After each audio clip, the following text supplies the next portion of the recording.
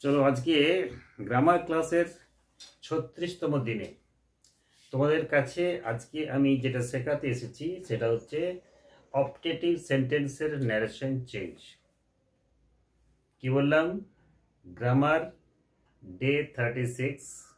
Today I am going to teach you about the rules and regulation and the process of optative sentence narration change of optative sentence। তাহলে তোমাদেরকে প্রথমেই যেটা জানতে হবে সেটা হচ্ছে যে অপটেটিভ সেন্টেন্স আমরা কি করে চিনব। How can I diagnose what is optative sentence? এটার উত্তরে আমরা বলতে পারি যে যখন আমরা ন্যারেশন চেঞ্জ করব তখন দেখবে রিপোর্টেড স্পিচের অর্থাৎ কোটেশনের ভেতরে যে পার্টটা থাকবে বা যে সেন্টেন্সটা থাকবে সেটা জেনারেলি ম্যাক্সিমাম ক্ষেত্রে মে বা মাইট দিয়ে শুরু হয় এবং এই সেন্টেন্সের মিনিংটা কি প্রকাশ করে? হয় ব্লেসিং মানে আশীর্বাদ, বা কার্স অভিশাপ, বা উইশিং ইচ্ছা, বা প্রেয়িং প্রার্থনা। তাহলে কি বললাম? ব্লেসিং, কার্সিং, উইশিং আর কি বললাম? উইশের পরে তোমাদেরকে বললাম প্রেয়িং। এই চারটে জিনিসের মধ্যে যে কোনো একটা মিনিং এক্সপ্রেস করলে বা বোঝালে সেটা বুঝে নেবে এটা হচ্ছে অপটেটিভ সেন্টেন্স। আর এই অপটেটিভ সেন্টেন্সের ন্যারেশন চেঞ্জ মানে ডাইরেক্ট থেকে ইনডাইরেক্টে কিভাবে করতে হয় সেই প্রসেসগুলো দেখানোর জন্য আমি অলরেডি চারটে এক্সাম্পল বোর্ডে লিখে রেখেছি। দেখো, প্রথমে লেখা আছে my father said to me, আমার বাবা আমাকে বললেন। কি বললেন? May you live long. May you live long মানে কি? তুমি दीर्घायु हो, अर्थात तुम्हार आयु लंबा हो। हिंदी में अगर बोलेंगे तो बोलना पड़ेगा तुम्हारा आयु लंबी हो। तब এই ডাইরেকশনটাকে যখন আমরা চেঞ্জ করব মানে ডাইরেক্ট থেকে ইনডাইরেক্টে করব কিভাবে কি করতে হবে, তাহলে এই যে তুমি দীর্ঘায়ু হও বা তোমার আয়ু লম্বা হোক, এটা আমার বাবার আমার প্রতি কি প্রকাশ পাচ্ছে? এটা আমার বাবার প্রকাশ পাচ্ছে ব্লেসিং অর্থাৎ আশীর্বাদ। এটা আমি আশীর্বাদ না করে আমার বাবার ইচ্ছাটাও বলতে পারি, উইশিং। ক্লিয়ার? তো চলো আমি যদি এটাকে আমরা আনসার করি তাহলে কি হবে? মাই ফাদার সেড টু মি এরকম না লিখে আমাকে লিখতে হবে মাই ফাদার, এরপরে তুমি লিখে দাও এই যে সেড টু এই কথাটাকে বাদ দিয়ে লেখো ব্লেসড, BLESSED। আমি বললাম অর দিয়ে, তোমরা কিন্তু উইশ করতে পারো, WISHED লাগালাম। উইডি কেন দিলাম? কারণ সেড ছিল পাস্ট টেন্সে, যার জন্য আমাকে হয় ব্লেসিংটাকে ব্লেসড করতে হবে বা উইশিংটাকে উইশড করতে হবে।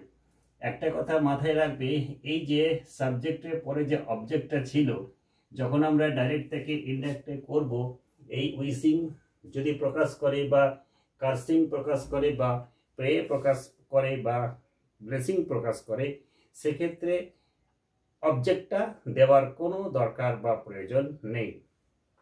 এখানে আরেকটা জিনিস মাথাতে রাখতে হবে, সেটা হচ্ছে লিঙ্কার হিসেবে এখানে কিন্তু তোমাদেরকে অবশ্যই দ্যাট এর ইউজ করতে হবে।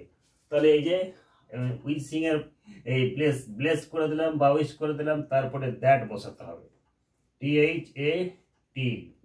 এই যে বলছে মে ইউ লিভ লং, এই ইউটা আমাকে বলেছে, আমার বাবা আমাকে বলেছে, তাহলে ইউটা হয়ে যাবে আই। তাহলে আই লিখলাম। এরপরে মে যেহেতু দেওয়া আছে, মে পাস্ট টেন্স মাইট করতে হবে, MIGHT। তারপরে লিভ লং যেমন আছে তেমন তোমরা লিখে দেবে, হ্যাঁ, LONG। তাহলে পুরো অ্যান্সারটা আমি বলে দিই। কোশ্চেনটা হচ্ছে my father said to me may you live long, আমার বাবা আমাকে বললেন তুমি দীর্ঘজীবী হও। আনসারটা অর্থাৎ ইনডাইরেক্ট স্পিচটা হচ্ছে my father blessed or wished that I might live long. আশা করি বুঝতে পেরেছ। নাম্বার 2 এ আসছি। তো লেখা আছে the house owner said to the thief, ঘর মালিক চোরকে বলল may you die. ঘর মালিক চোরকে বলছে, তার মানে এখানে বুঝতে পারছো চোর নিশ্চয়ই ঘর মালিকের ঘরে চুরি করেছে। তার একজন চোর যখন ঘর মালিকের ঘরে চুরি করে, সেই ঘর মালিক চোরকে নিশ্চয়ই আশীর্বাদ দেবে না, কি হবে এটা? শ্রাপ দেবে, অভিশাপ দেবে, তার মৃত্যু কামনা করবে। এই যে বলা আছে মে ইউ ডাই, তার মানে তুই মরে যা, তুই মরগা, তুই জাহান্নামে চলে যা। এটাতে কি প্রকাশ পাচ্ছে? এটাতে শ্রাপ বা অভিশাপ প্রকাশ পাচ্ছে। তার এই ক্ষেত্রে আমরা কি করতে পারি? লিখবো দ্য হাউস ওনার কার্সড। চলো লেখো THE the house HOUSE owner OWNER। এখানে কিন্তু ব্লেসড করবো না, কি করবো? কার্সড। কার্স স্পেলিং কি হয়? CURSED। পাস্ট টেন্স কেন করছি? কারণ সেট দেওয়া ছিল, দেখো, যার জন্য এটা পাস্ট টেন্স করাচ্ছে। The house owner cast. আমি আগেই বলেছি সাবজেক্টের পরে অবজেক্টটা কিন্তু লেখা দরকার নেই। দ্যাট লাগাও, দ্যাট লাগিয়ে দিলাম। এই যে বলছে মে ইউ ডাই, তুই মরগা, তুই মরে যা। এই ইউটা কে? ইউটা ওই চোরটা, থিফটা। থিফ মানে সেটা থার্ড পারসন সিঙ্গুলার, তাহলে যদি সিঙ্গুলার হয় তাহলে হি লিখবো।